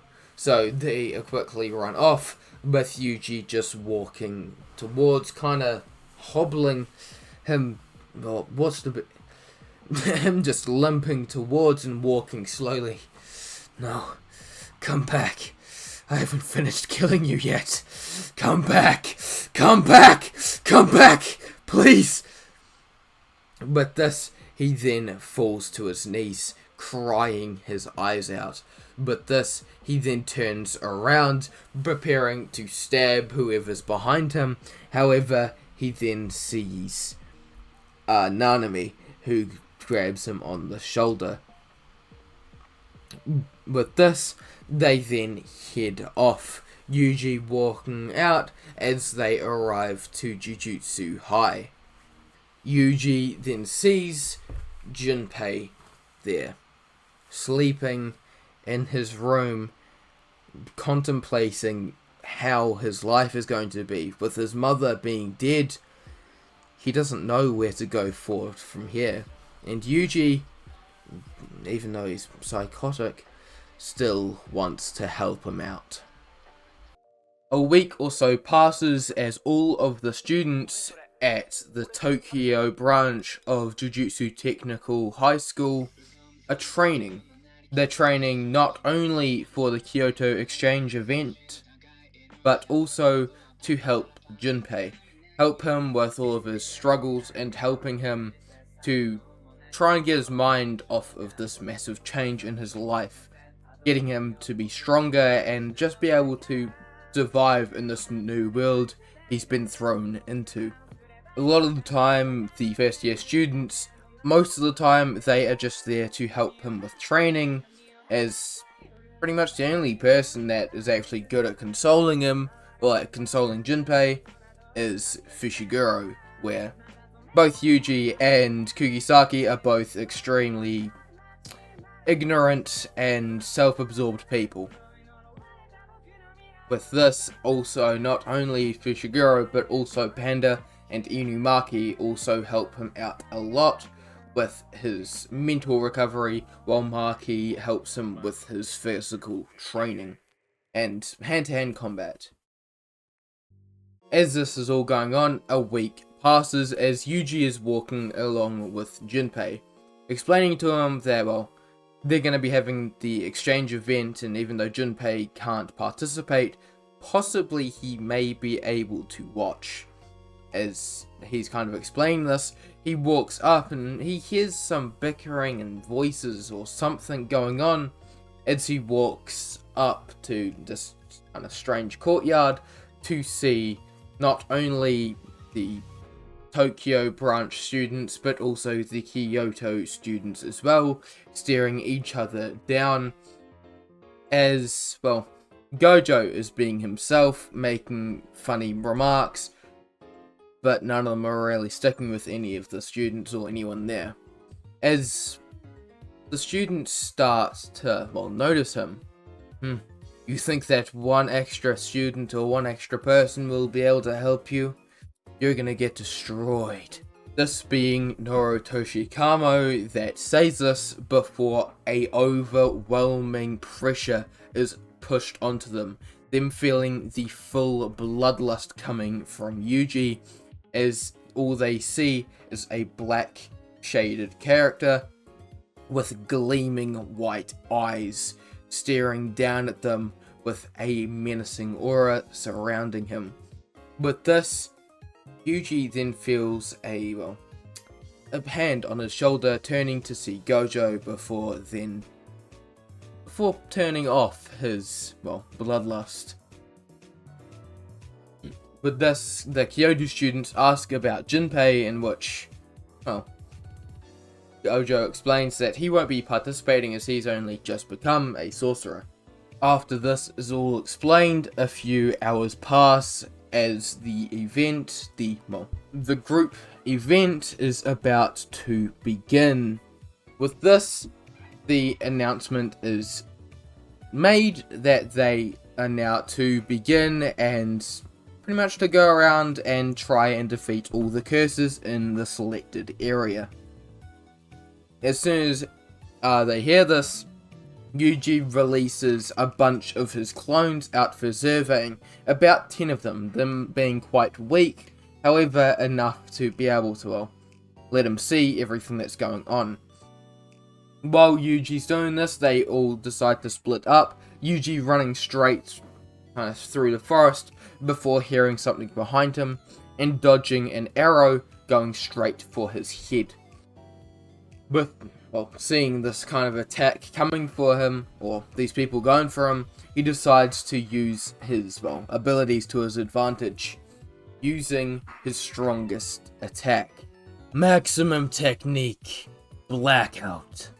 With this, all the Kyoto students quickly realize that something is going down, as a massive amount of smoke and just darkness completely surrounds them, blinding them all as they find that they can't use their abilities, they can't use their curse techniques. As while this happens, Yuji dashes forward, going straight for Momo.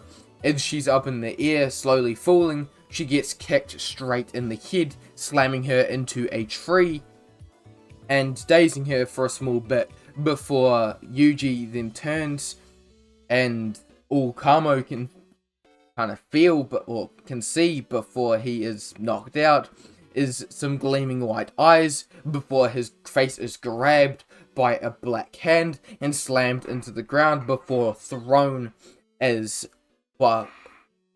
as the body is collided with by the body of Mikomaru. With this, all that is left is Mai, as she can't really do anything, as she just pulls out her gun and starts shooting at anything she can, see moving. With this, all she feels behind her is some strange presence before then turning to see Yuji. With this, she is then kicked straight in the stomach, sent flying before she is then grabbed by another hand, which is strange as she looks back to see a shadow. With this, she then looks back as she sees a bunch of gleaming eyes before she is then chopped on the back of the neck, knocking her out. Before he can leave, however, Yuji then dodges to the side as a gigantic energy wave goes straight for him. Him dodging it and turning to his side, or turning to the right, seeing that Mikomaru isn't out yet. As he dashes forward, he goes in for a 3-hit combo, doing 3 roundhouse kicks, one for the knee, one for the side, and one across the head, into Mikomaru, before then doing a kind of spinning back kick, sending him flying back before Mikomaru is then grabbed by the head while he's still, or by the back of the head while he's still flying, and slammed his face into the ground, kind of disabling him for a small bit. As he's preparing to leave, he turns to his right and sees a girl with blue hair, this being Miwa, just standing there in complete shock and, paralyzing fear, not being able to move a muscle. But thus he decides to ignore her and just walk off, as she didn't try to attack him. But this, he then decides to head off, running around. After this all happens, Yuji decides to let his clones run wild as well. It shouldn't be too hard, as these curses are quite weak, really. As this is all happening, Yuji decides to send out his clones once again. As he sends them all out, this being about 5 or 6 of them, most of the curses are defeated by them. Maybe 1 or 2 curses are defeated by the other students, but Yuji's just a different breed. As about 10 minutes later, Yuji senses something, feeling one of the clones getting shot and destroyed. With this, Yuji is kind of concerned as he runs towards where it was destroyed, as he looks around to see branches smashing through a giant building, then an explosion on the roof of said building as something shoots and goes flying into the river. As Yuji teleports, he quickly grabs a fist that was heading straight for him. With this, he looks at the person throwing said attack and sees that it is a curse, a special grade curse covered in strange white and black armor. This being the special grade curse of the forests and nature, Hanami. As Yuji sees this, he looks behind him and sees that, both Fushiguro and Maki are both quite injured. As this kind of occurs, he then turns to his right and sees that, Hanami is about to attack him, so he decides to put the hands on her.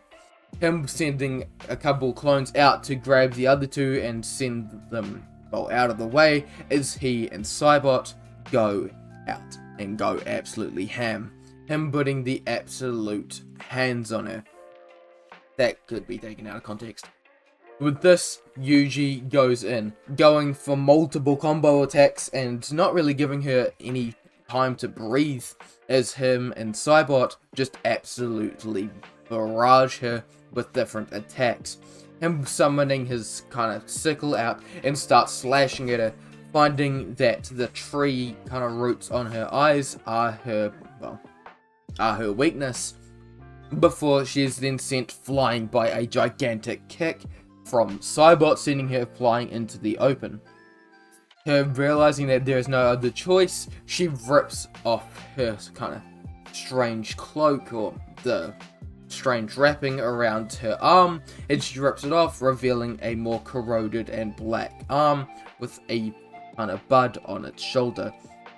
Thus, Yuji goes in for more attacks. The others just watching in awe, not really knowing what to do, as, well, they can't really do anything, as Yuji's in a completely different league, as, well, Maki and Fushiguro both look to see that, well, the clones are gone, as Yuji needs all of his cursed energy to go straight into this kind of curse, and killing this curse. Or exercising it. With this, Yuji then decides to go absolutely all out, with him using multiple different techniques, him using his different techniques, using his cursed energy, scrambling, using a strange ball of cursed energy and sending it flying towards Hanami, hitting her straight in the chest as she tries to use her different route attacks, but she realizes she can't do it, as straight after this, she is then hit by a wave of black flames. Well, not really. She doesn't know what's happening. She feels her literal soul being ripped out of her.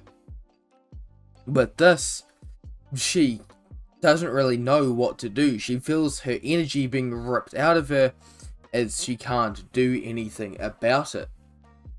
As this all happens, Yuji then goes in for another attack, hitting her straight in the face and sending her flying back.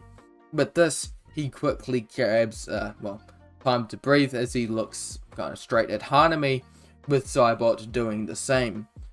Hanami, realizing there's no other choice, she slams her right or left hand on the ground and starts absorbing all of the energy from the different plants around the area, causing them to corrode and die, and putting all the energy into this kind of strange flower on her shoulder. As this is happening, Yuji and Saibot prepare to, either dodge or kind of defend against the attack, but as this happens, she then calls out, "Domain expansion!" With this, a strange curtain starts flowing around him, but Yuji, realizing he doesn't really want to be caught in it, decides that he needs to let out his own. Him doing this, he decides to let it out. Saibot appearing behind him and putting up a hand sign. "Domain expansion. Horde of Oblivion." As Hanami's domain expansion is quickly overwhelmed before it could even finish. But this, she is completely overwhelmed, the bud on her shoulder, the energy around it kind of dispersing, as she realizes that, she can't do anything about it, and she isn't escaping this time. And with this, she is swarmed by just endless waves of shadow clones. As this happens, she's ripped limb from limb, being torn apart as she is quickly exorcised. With this, the domain is shattered and it is kind of dispersed, as it just reveals a defeated Hanami, as she kind of erupts into flames and is defeated. With this, Yuji looks up and sees that the veil above them is, going away, as he looks up to see Satoru Gojo. With this, the rest of the different curses and the curse users are defeated, and well, it's kind of a happy day. As this kind of, well, all happens, they decide that, well, they should probably continue doing their event anyway, and it is revealed that they will be doing a baseball game, which is confusing to everyone, but then they realize that Gojo is probably behind it. As is all happening, they do the baseball game in which Tokyo still wins. Weeks pass as Nobara, Megumi, and Junpei are sent to investigate a incident underneath a cursed bridge. Yes, they're a team now. I know that Prince did this, but it's just a good idea. So, yeah. Anyway, so they are sent to investigate a cursed bridge. With this, if you're wondering why Yuji isn't there, he has been sent out to sort out a few other things before helping them out. As they willingly go into the domain, or the passive or natural domain that the curse has created, they willingly go in and start taking down the curses. With this, as this all happens, Nobara, as she's trying to take down curses and talking to Fushiguro, she gets pulled out of the domain as she hits a few nails at the curse. With this happening, the curse kind of feels something behind him as he turns to see two gleaming white eyes as Yuji walks out, revealing himself behind the curse. As the curse gets furious and Yuji, well, it's not really much. The curse being, well, Eso uses his Wing King and tries to take down, or tries to stab into Yuji, but it doesn't really work out for him, as when this happens, a bunch of blood tendrils tried to stab into him, but, well, before they can even stab into him, Yuji appears behind him, and a sickle slices off his head immediately. With this, Kijitsu charges out of the domain soon after, as well. As this happens, nails strike straight into his head, dazing him for a second before she then snaps her fingers, using her using her hairpin technique and defeating Ketchizu with relative ease. As this happens, they then turn around and see the domain disappearing as Megumi is beaten but is still standing, as, well, Junpei is less okay. He's a bit injured, but he is fine. Now if we go back 2 minutes. 2 minutes ago, Megumi and Junpei, well, turn to see that Nobara is gone, but with this, they both decide that they need to take this down before helping out Nobara, as she can handle herself, and if Yuji was saying that he was going to be here soon, he's probably already here, and is going to help her out. So with this, they defeat all the Diglett curses, and Kijitsu, well, leaves as this all happens. As it leaves, a curse appears in front of the exit, stopping them from chasing through. As they suspected, Yuji is here. As this happens, the clone disappears as a special grader drops down from its small cocoon, as Megumi and Junpei try fighting it. With this, Megumi jumps in, trying to attack it, but is quickly knocked away, as Junpei fights with its moondregs, as he sends its tendrils to try and stab into it, but it doesn't really work out for him, as he is quickly knocked out. As this happens, Megumi looks up and uses his Yoiki Tenkai, Yango Angete, using his domain expansion, Chimera Shadow Garden, And pretty much the same situation as canon happens. As, well, Megami uses his domain expansion and defeats the curse, stabbing his hand straight through the curse's chest, grabbing the finger and tearing it out before the curse explodes into flames and disappears.